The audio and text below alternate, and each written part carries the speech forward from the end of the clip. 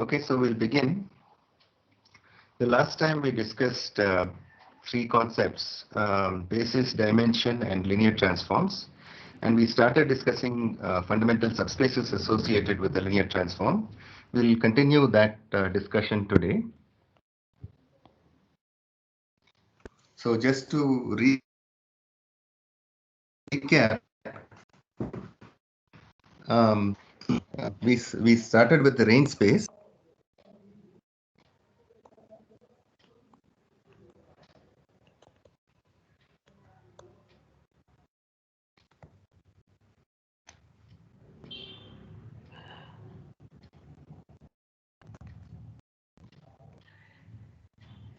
Sir, you're not audible. I'm not saying anything. Okay. So the vector spaces associated with the linear. The first space is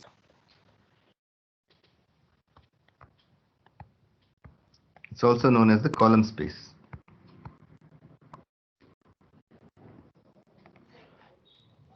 So that's defined as R of A, which is the set of vectors Y in R to the M. So for all of this, A is a matrix in M by N. And we are defining the vector spaces associated with the linear transform represented as a matrix A. So Y can be written as A times X for some X in R to the N.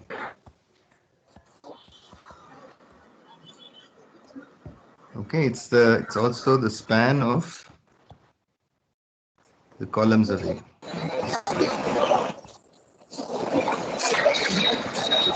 It's a subspace, or it's a subset of R to the M. And we said that the dimension of this range space of A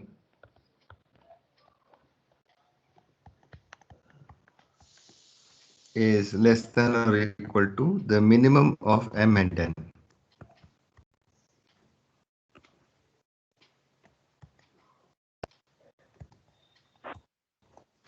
It's at most M because it's a subspace of R to the M or a subset of R to the M. And it's at most N because A has only N columns. And so you cannot span a dimension greater than N when you're when you're considering the span of N vectors.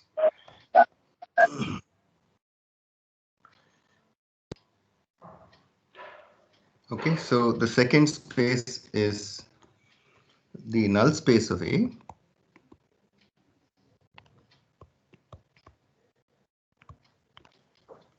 So this is N of A. It is a set of all vectors in R to the N, which map to 0 under A.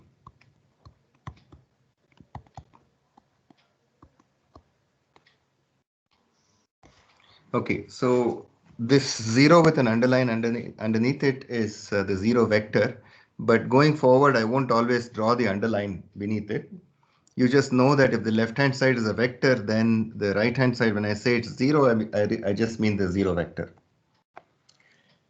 So this is obviously a set of vectors that are sitting in R to the N. And clearly, if the columns of A are linearly independent, then what happens to the null space of A?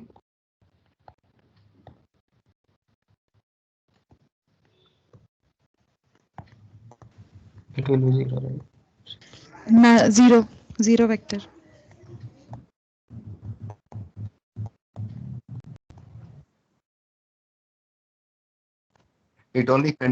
It's the null set, right? It's we call it the null set, but it actually contains only the 0 vector. So we often write a but in sake of clarity, just this time I will say only contains 0.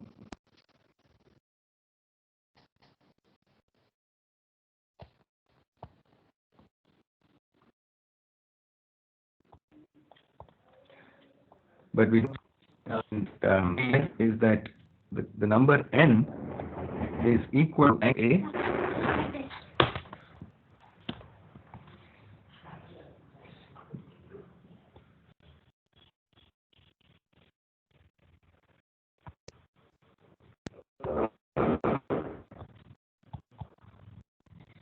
plus the dimension of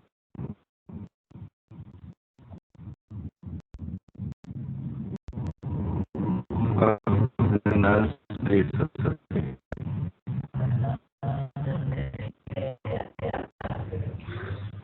So the rank is not complicated, but it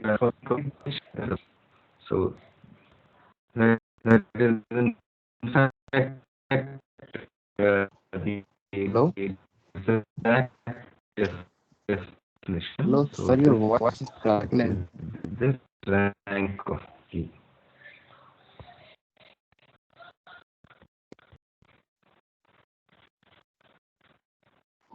Sir, your voice is crackling very much.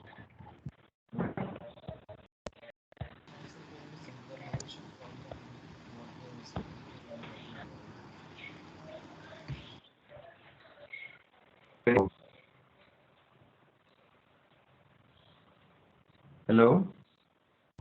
Sir, your voice is I crackling. can't hear. Something.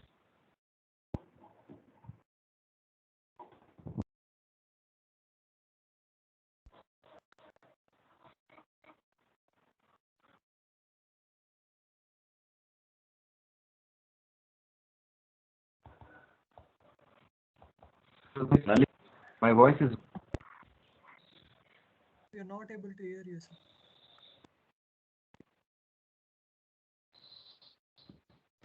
Sir, you are not audible.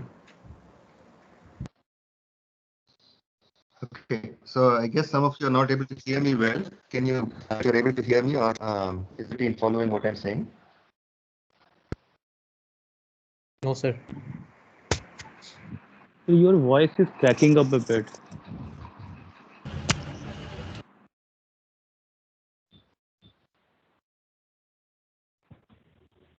Yeah, I have poor. We'll have to make do or do the best we can. I don't know of a way to fix this right now. I have two networks, but the other network happens to be down this morning. So I have only one network I can connect through, and so I can't really fix this right now. Now it seems to be okay, sir. Can you please repeat on null space? Yeah, just a second. I need to figure out how to increase the volume here. Okay. Yeah, can you repeat your question? Can you repeat the null space, sir? Because we have not heard anything from you on that. Okay, the null space is just the set of vectors that map to 0. So it's the set of x such that ax equals 0. And if the columns of A are linearly independent, we know that the only linear combination of the columns of A that will get you the 0 vector is the all 0 combination. So the null space of A contains only one vector, which is the all 0 vector. A very fundamental result in linear algebra is that this number n, which is the number of columns in A, equals the rank of A plus the dimension of the null space of A. So these two dimensions together always add up to n. So if the rank of A equals n, which is true when the columns of A are linearly independent, then the dimension of the null space of A will be 0. But if the rank of A is less than n, then the dimension of the null space of A can be greater than 0, or it will be greater than 0.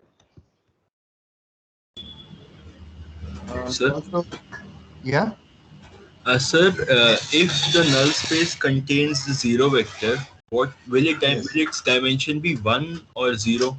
0.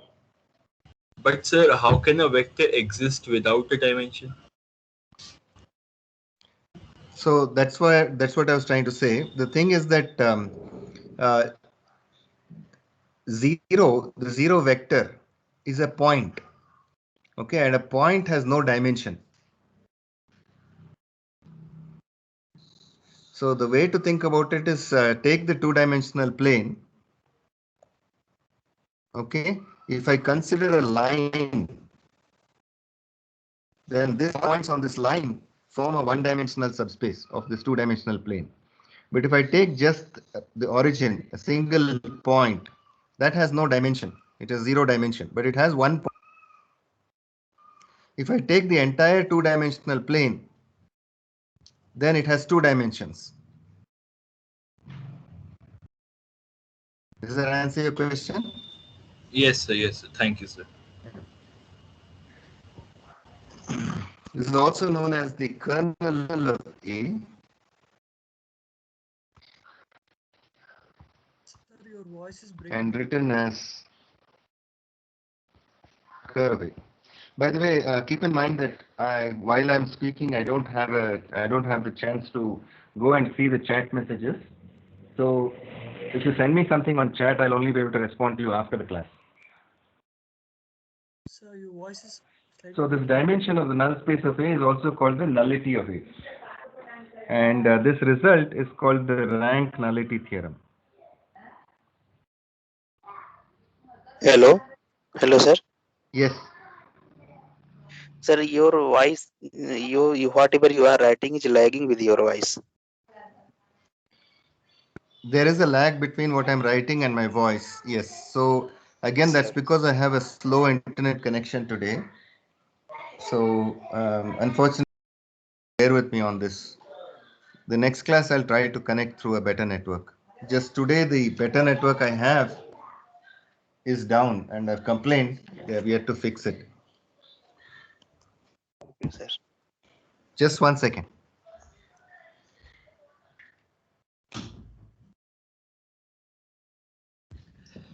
Okay, so before I define the other 2 null spaces associated with a linear transform, I need to define the notion of orthogonal complement subspaces. Sir, what is the kernel of A? Can you please repeat? It's the same as the null space of. So AKA means also known as. Okay, sir.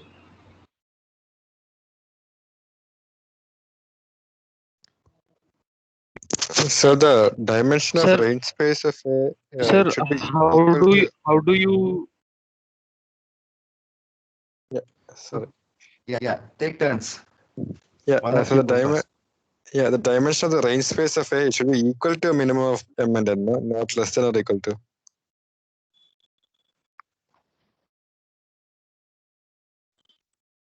So let me take a matrix.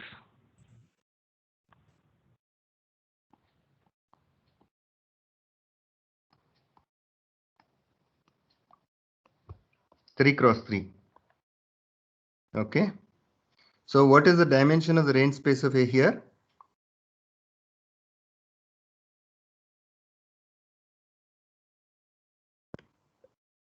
Two. Come on. Oh, sorry, 1. Yeah. 1. 1, sir. Equals 1 and min of mn equals 3. Okay. So it's easy to find matrices for which the dimension of the range space of A is less than min of mn. That is called a rank deficient matrix if you know it already. So that's when the rank of the matrix is smaller than the dimension, the smaller of the 2 dimensions of the matrix. Okay. So orthogonal complement subspace. So given a set of vectors. hello? Yeah. Go ahead, please. Sir, how do you say that null space is subset of to the power of n as x is a dimensional vector? How do I say that null space is what?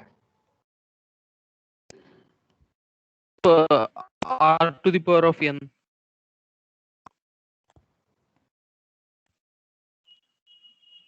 Sorry. The null space of a matrix A, which is of size m by n, is a collection of vectors that are sitting in R to the n. Because these x's, they have to multiply A. So they are all of dimension R to the n. I didn't follow your question. Okay, I got it answered. Yeah.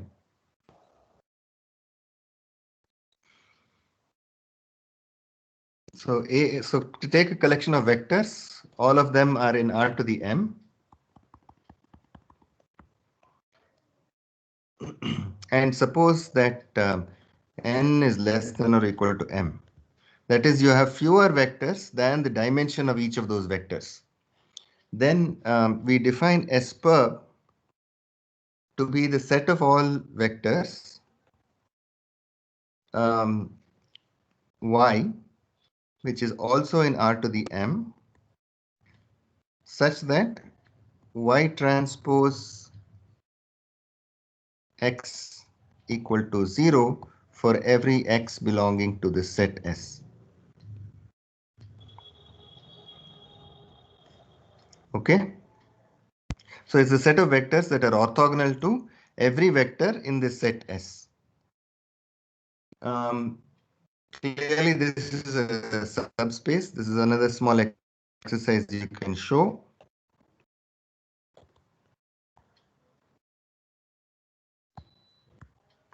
If you take two different y's which satisfy this, then the sum of those two y's will also satisfy this, and of course alpha times y also satisfies this. And so it is a subspace, and we can show that the dimension of SPUR is at least equal to m minus n, and it with equality,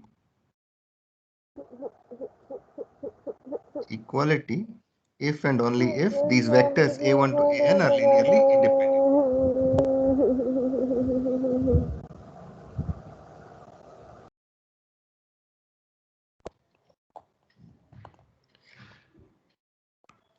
So the dimension of this the orthogonal complement subspace is at least m minus n, and it's equal to m minus n if and only if a1 to an are linearly independent.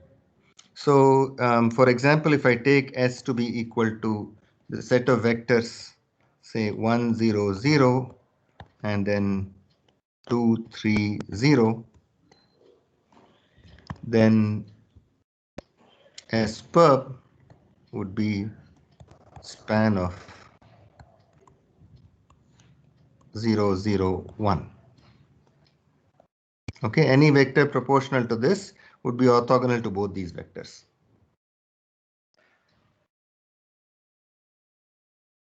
So in this context, I would say, when things like this get satisfied, we call these vectors orthogonal. So x and y are orthogonal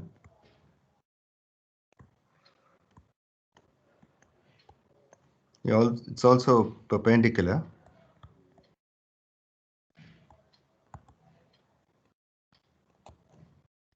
if x transpose y equals 0. This is for real vectors, but for complex vectors, we normally use x Hermitian y equals 0. This is what is known as the usual inner product. Sir, Yes, please. whether S and SPUR will span three-dimensional space in this example?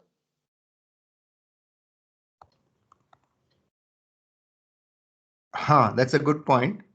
S and SPUR together span the three-dimensional space. So hold that thought. We'll come back to it in a few minutes. And this is actually one of the what you've just said is the basis for, in fact, this rank nullity theorem here. So the rank of A is the span of the columns of A, and then the null space of A is actually the set of vectors that map to 0. And so together their dimensions is equal to n. Okay, so this is in fact related to this. So I'll come back to that point in a few minutes.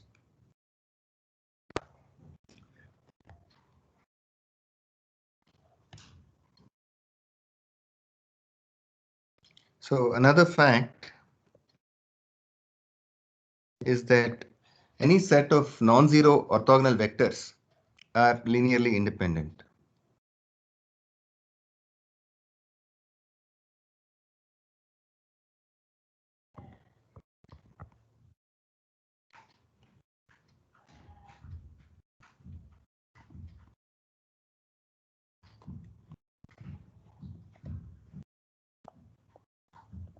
So mutually orthogonal meaning that I'll take pairs of these vectors and then find their inner product, and I always get 0 for every pair.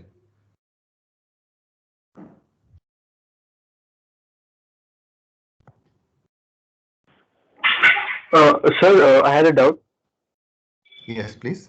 Why do we require n to be less than or equal to m in the first line that's visible?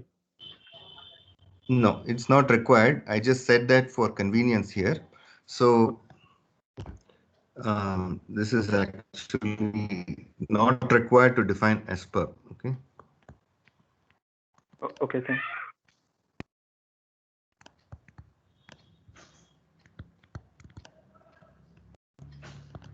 No, the reason I said that is just because it's easier to imagine an orthogonal complement subspace when each of these vectors are higher dimensional vectors than the number of vectors you are beginning with.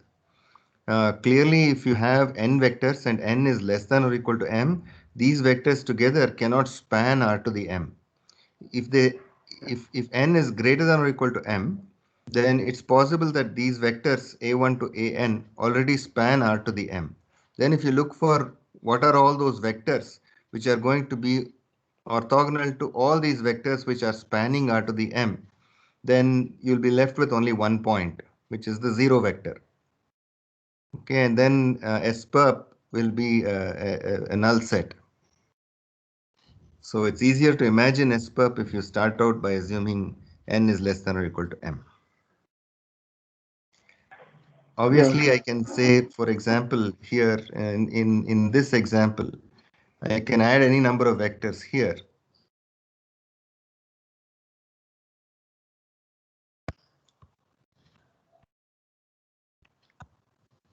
Okay, and still SPUB would be span of 0, 0, 1.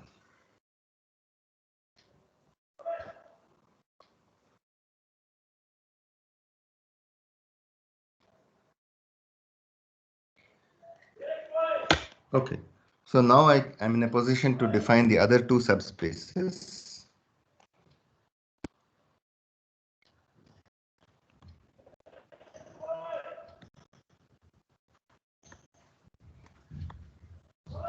Excuse me, sir.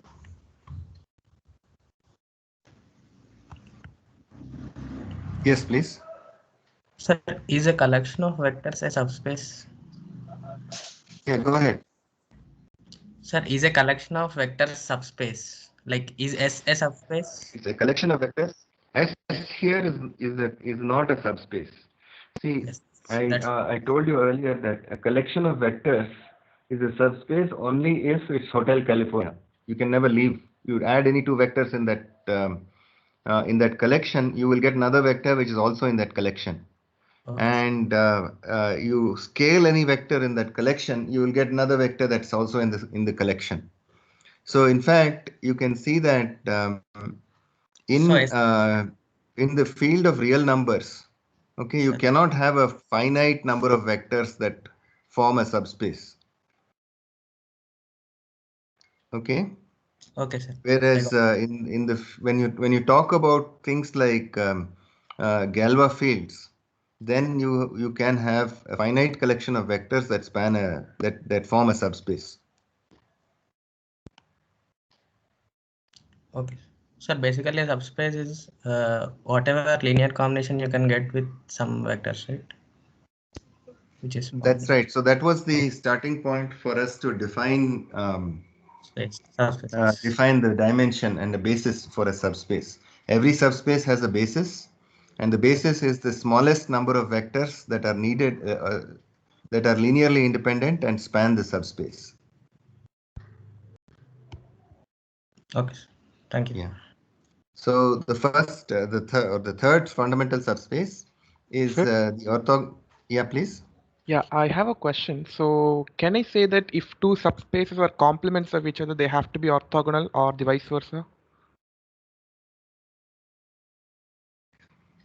If so, by definition, the orthogonal complement subspace is any vector in the orthogonal complement subspace is orthogonal to any vector in S. So at this point, I have not defined orthogonal subspaces, but that's not, that the only reason for that is because that's not needed to define the orthogonal complement, okay, of a set of vectors.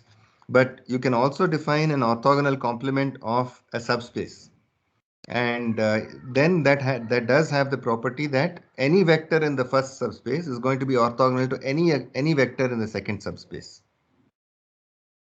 Okay. One thing you can probably see is that if I take the basis of a subspace and I find the orthogonal complement subspace of it, then the any vector in the orthogonal complement subspace is orthogonal to the subspace spanned by that basis. The reason being that any vector in the subspace can be represented as a linear combination of the bases, and any vector in the orthogonal complement subspace is orthogonal to every one of those vectors that are in the basis, and therefore it will be orthogonal to any other vector which is spanned by that basis. So in fact, the third subspace that I'm defining here is the orthogonal complement of the column space.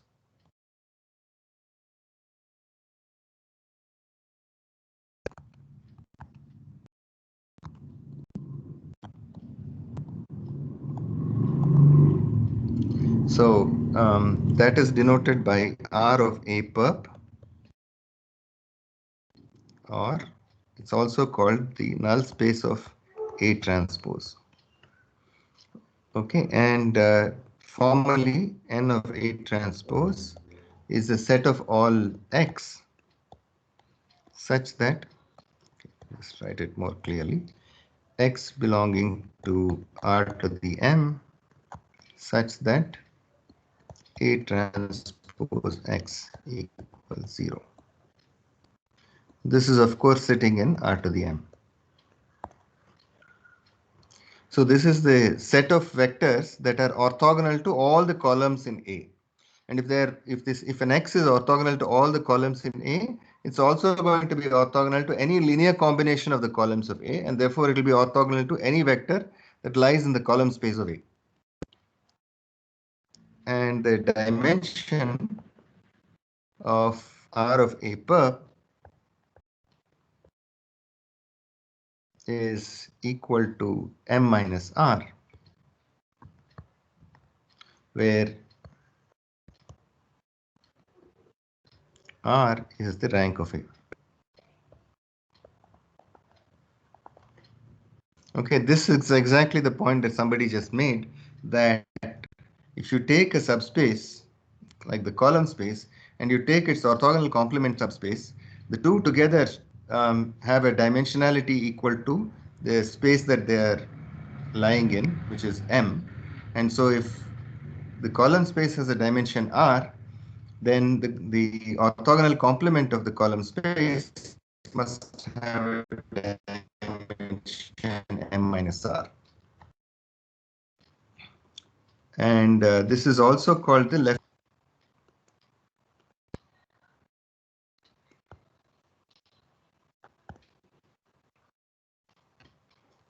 And the fourth subspace is called the row space.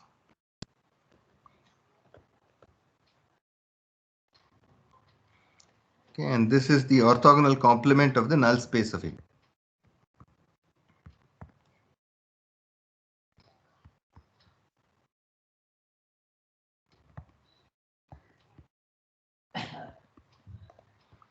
Okay. So while we continue, there is a poll and the announcements about shifting the class to 12:30 to 1:30 p.m. If you haven't already done so, please take a minute and fill it out, because after this I want to discuss about the class schedule. It's a short poll. It will only take you 30 seconds to fill it out. Okay. So the row space, it's denoted by R of A transpose, is the set of all Y in R to the N such that Y equals A transpose X for some X belonging to R to the M. And yes, this is a sitting in R to the N. and the dimension of the row space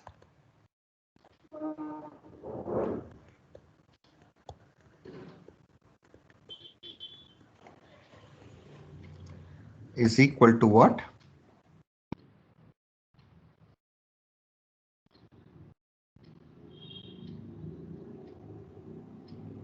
So what can we say about the dimension of the row space or the orthogonal complement of the null space? N minus R, N sir. minus R. N minus R. Rank. No, It's the rank of this A. exactly.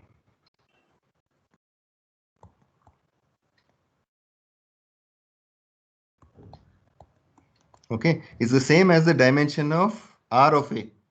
Okay, so basically the dimension of the column space and the row space of a matrix are equal, regardless of the dimension or the size of this matrix or even the rank of the matrix, and or what kind of matrix it is.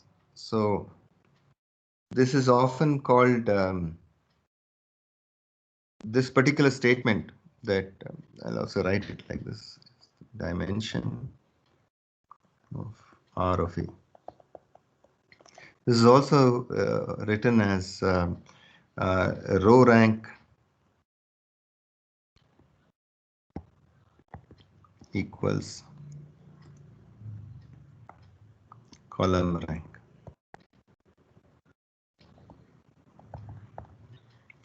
Okay, so this is true regardless of the size of A, and this, to me, this is maybe the first result in linear algebra that I'm discussing, which to me is not intuitively obvious, and I cannot give you an intuitive reason as to why this should be true. It's no simple argument I can make, which will convince you that the row space of a matrix and the column space of the matrix must always have the same dimension. So no matter how hard you try, you will never be able to construct a matrix where the row space has a different dimensionality than the column space. Of course, when you in the next class we'll discuss about the row reduced echelon form, which essentially does a series of elementary row operations, and the form of the matrix that comes out of these elementary row operations is such that you can see that uh,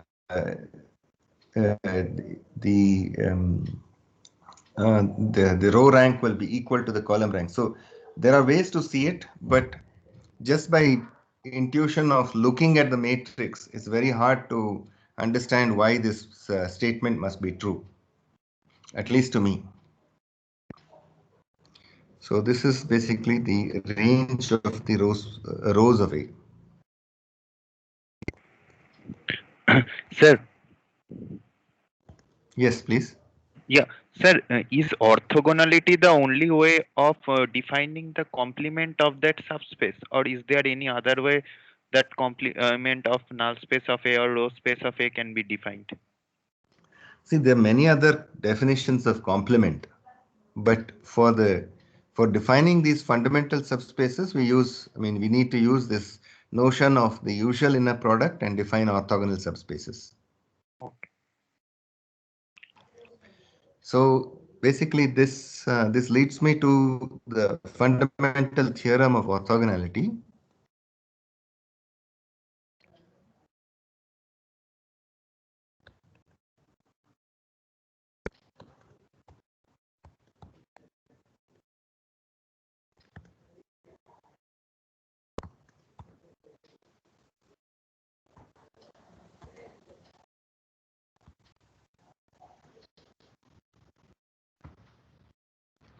Which says that the null space of a matrix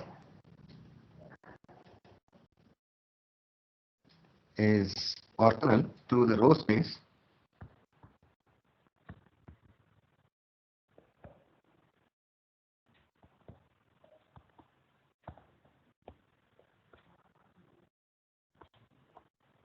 So this follows directly from the way these subspaces that map, okay, and y is constructing A transpose X. So if you think about it by definition, these are two orthogonal subspaces, And the second is that the column space is orthogonal to the left null space on R to the M.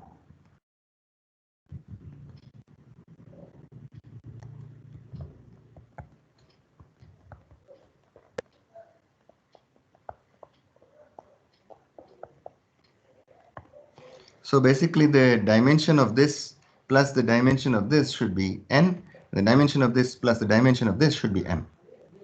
So these four subspaces and these two theorems, these 2 points are actually collected together in what is known as the fundamental theorem of linear algebra.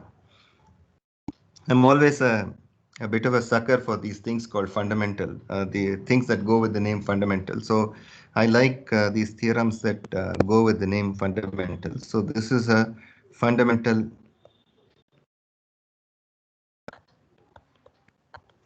theorem of linear algebra.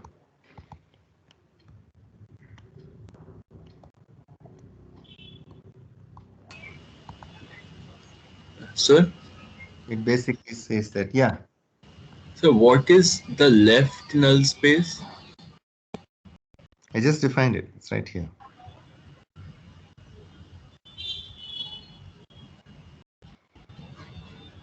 Here.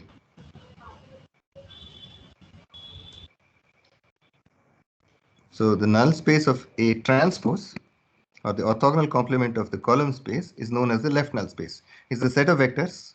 So the way to think about it is, if I look for all vectors x such that x transpose A equals 0.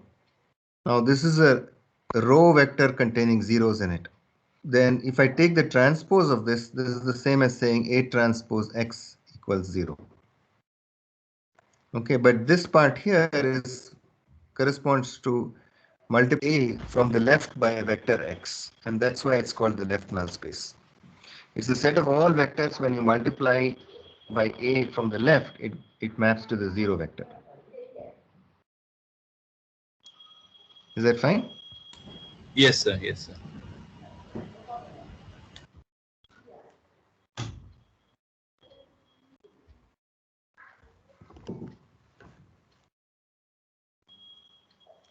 Okay, so R of A is the column space of A.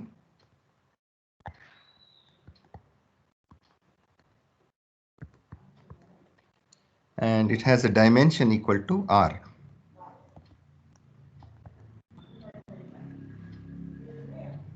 So again, A is in M by N.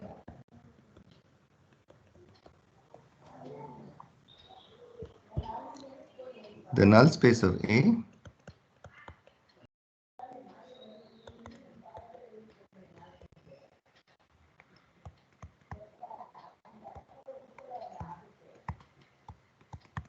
and it has a dimension equal to N minus R. The column space of A transpose, also known as the row space of A,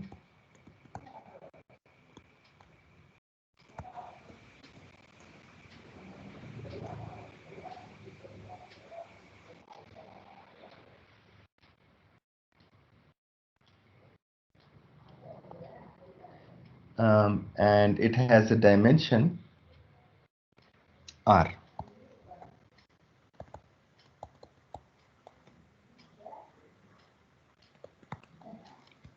Then the fourth subspace is the null space of A transpose, the left null space of A,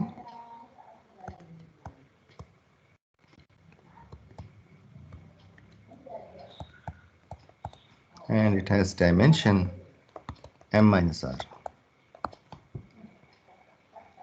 And the fifth point is these 2 points I already mentioned above.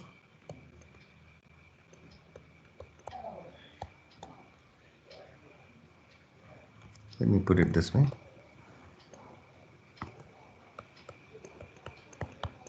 Is the orthogonal complement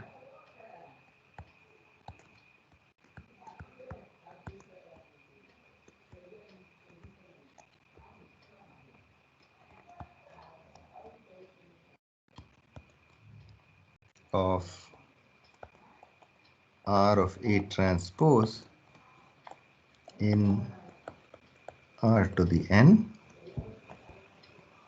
and R of A is the orthogonal complement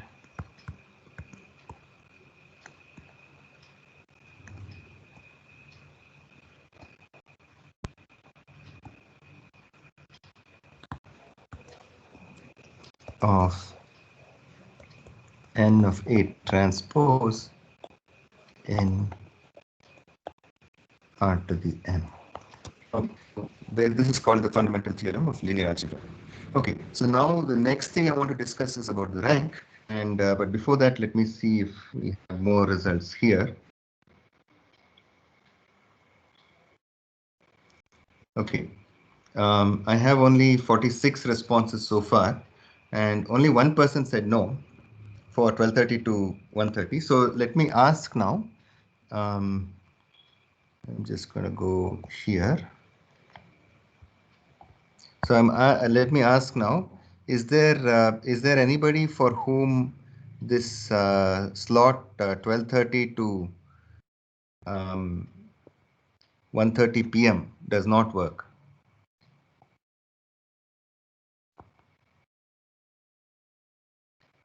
Anyway, I see that there are only 74 people who are in the class today.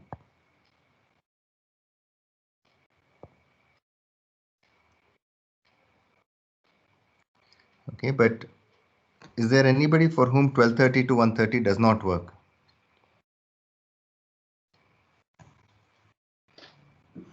Okay, so I take it that 12:30 to 1:30 p.m. on Monday, Wednesday, Friday works for all of you. So we will go with that slot going forward.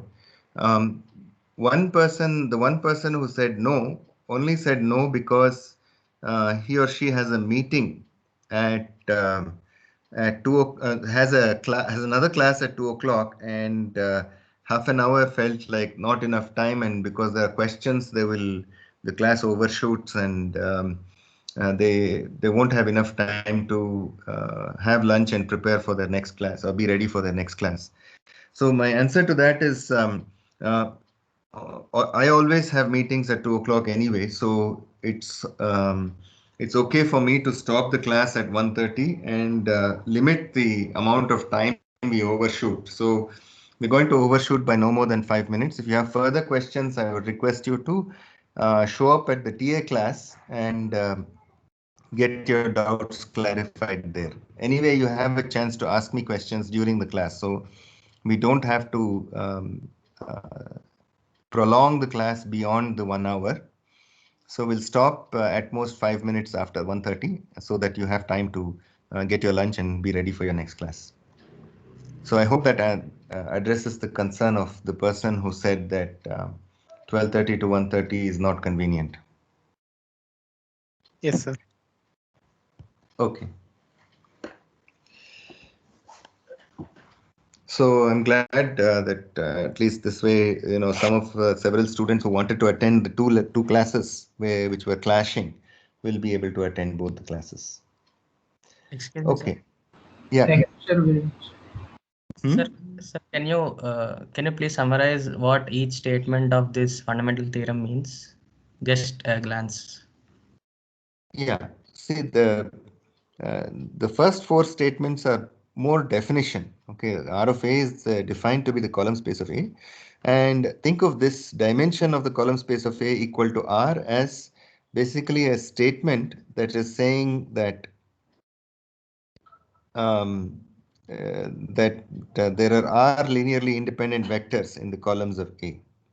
And the null space of A are the set of vectors that map to 0, and its dimension is n minus r. Okay, and that happens because the null space of A is the orthogonal complement of R of A transpose. So these two together should always add up to the dimension of R to the n, which is the total dimension of the space of which these two are orthogonal complement subspaces. And the row space R of A transpose is essentially the range space of the transpose of A, which means you've exchanged the rows and columns. And the point is that the R of A transpose and R of A always have the same dimension. I'll put this in red. So this is another very important point, which is something that I said we'll actually show this later on. But this is another point which is in no way intuitively obvious to me. But regardless of which matrix you pick, the row space and the column space have the same dimension, or the row rank and the column rank are always equal. And what the next statement is saying is that n of A transpose is the left null space. So it's the null space defined on A transpose. And again, because R of A is the orthogonal complement of n of A transpose, the dimension of the left null space and the dimension of R of A must add up to M. And so if the dimension of R of A was R, the dimension of n of A transpose must always be M minus R. And these two are basically, again, coming from the definitions of how you define n of A. It is a set of all vectors that are orthogonal to the rows of A, and therefore it is the orthogonal complement of R of A transpose, and R of A is the orthogonal complement of n of A transpose. Okay. Sir, sir, can you take a simple example of 2 by 3 matrix like 1, 2, 3, 4, 5, 6, and maybe just tell what they all represent? Like take 1, 2, 3, 4, 5, 6. See, that's actually not a good example. There will be some problem sessions that the TAs will go through, Okay. and in Okay. fact, in this class, given the amount of material we have, we won't have the time to actually go through too many numerical examples. But since you requested, I quickly look at this particular example. Okay. So you can see that the columns of this matrix, there are two columns that are linearly independent. And of course, since they're in two dimensions, the third column will be linearly dependent on these two columns. So this is a 2 cross 3 matrix. So the R of A, it's the column space of A, and in this case, it's actually equal to R squared, because these two columns together can already span the entire R squared. And so the null space of A, which is a set of all vectors that map to 0, it has dimension n minus R, which is 3 minus 2, which is 1. And you can see that if I take the vector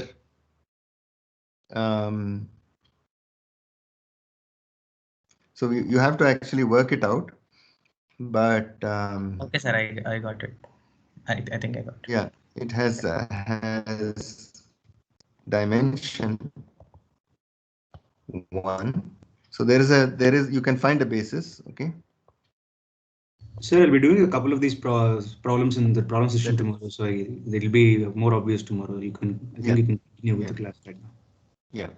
So similarly, just for the sake of completeness, R of A transpose.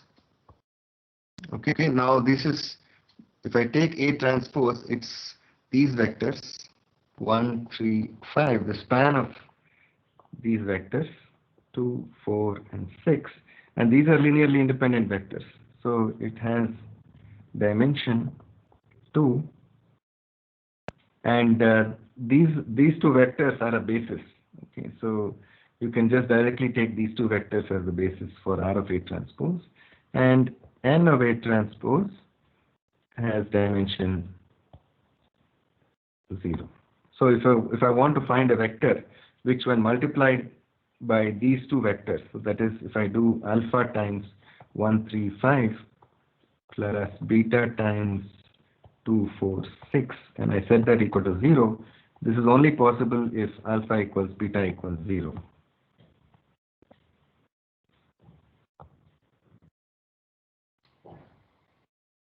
Okay. Yes, sir, fine. I got it. Okay, so the next thing I want to talk about, there's not much time left, but at least I can put down the definition. So rank. So the rank of the matrix, we already defined that it is the dimension of the range space of the matrix.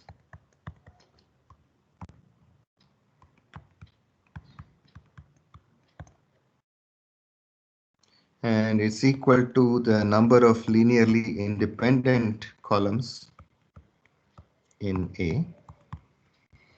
And the remarkable fact that I mentioned earlier is that rank of A equals the rank of A transpose.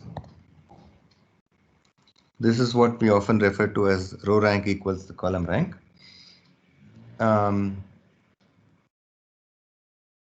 So related to the rank is the property that if you take the system of linear equations Ax equals B, then it can have either one solution or no solution or infinitely many solutions. These are the only three possibilities.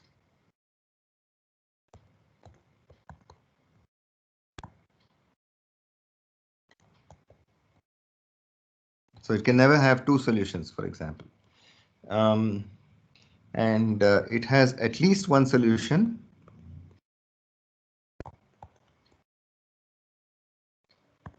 if rank of the augmented matrix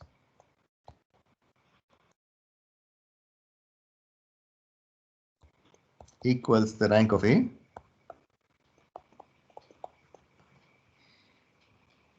So basically when this happens, it means that B is in the column space of A, because adding B is not changing the rank of A. And so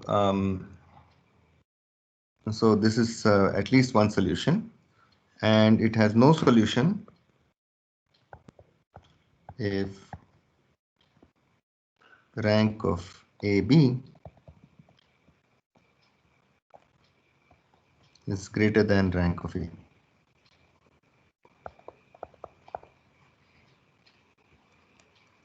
Okay.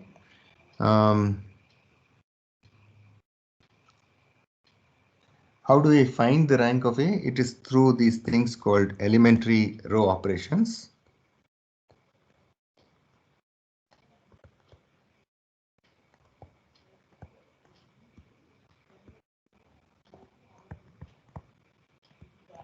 So I won't go through these in detail. Again, I'm assuming that you've seen how to compute the rank of a matrix in your undergraduate program, and so you know how to do these. But maybe in the homeworks, I will give you an example, couple of matrices, so where you can go over the motions of computing the rank by doing the row reduction, and just refresh your memory on how it is done. But these elementary row operations have the property that they preserve the rank. They don't change the rank.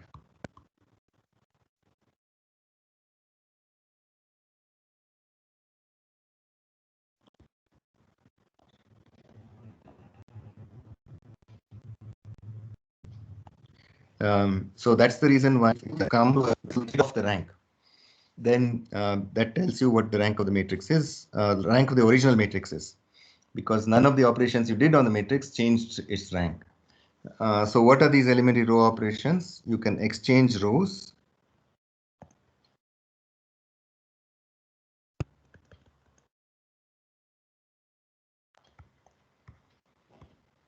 You can scale a row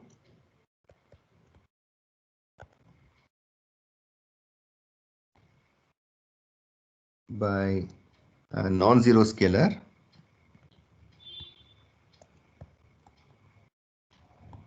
If you multiply a row by 0, you may change the rank. So you're not allowed to multiply by 0, but you're allowed to multiply by any non-zero scalar. Addition of a scalar multiple,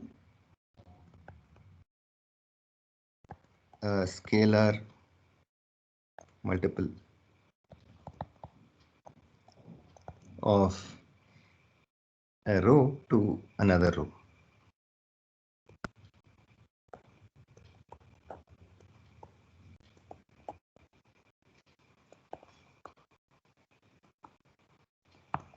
The elementary row operations. which will result in what is known as RF, or the row reduced echelon form.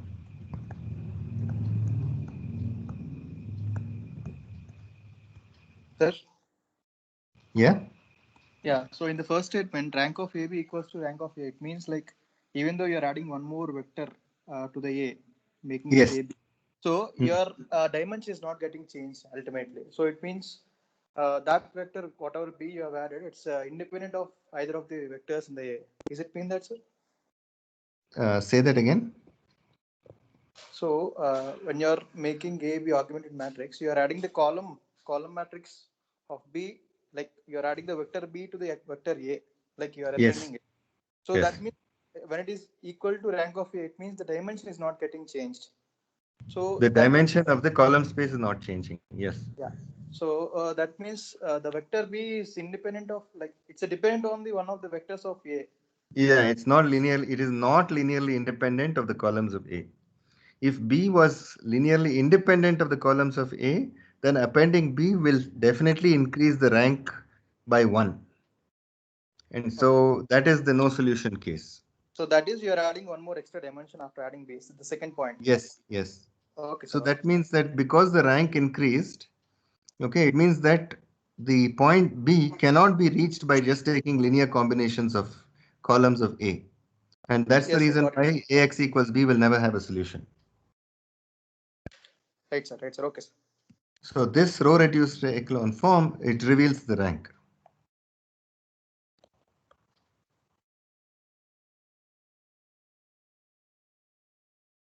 It is equal to the number of non-zero rows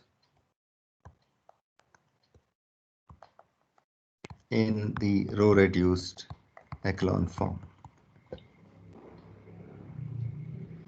Okay, so we're out of time. In the next class, we will discuss further about this rank and related properties. And so that concludes what I wanted to say today. Are there any other questions? Sir. Yeah. Sir, wanted to know like you said, matrix is a linear transform. So in any linear transform, we are only interested in the range of the transform, which is here the column space of A. So what additional information does the left null space of A gives that we are interested in finding it or solving it?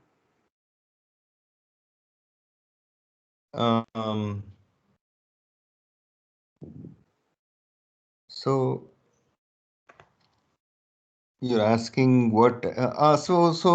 So it's a good question. So the point is that so of the 4 subspaces, okay, the null space of a matrix is the orthogonal complement of the row space of the matrix, and the column space of the matrix is the orthogonal complement of the left null space of the matrix. So in some sense, if you know what N of A is, you completely know what R of A transpose is. And so knowing N of A, there is no real additional information you are getting about by knowing R of A transpose. You know that they are the orthogonal complements of each other. But basically making these connections is the core of how you look at mathematics. Is you try to ask what are the relationships between these. So the way to think about it is that you start with a matrix and you can define these 4 subspaces and you ask, are they related in some way? And you find that these are the relationships between them. And then you realize that if I know the null space of a matrix, then I already know exactly what the row space of the matrix is, because it's just the orthogonal complement.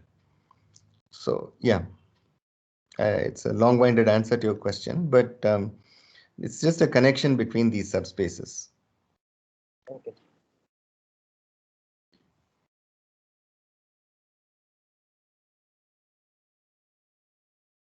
Okay, so if there are no further questions, we can stop here.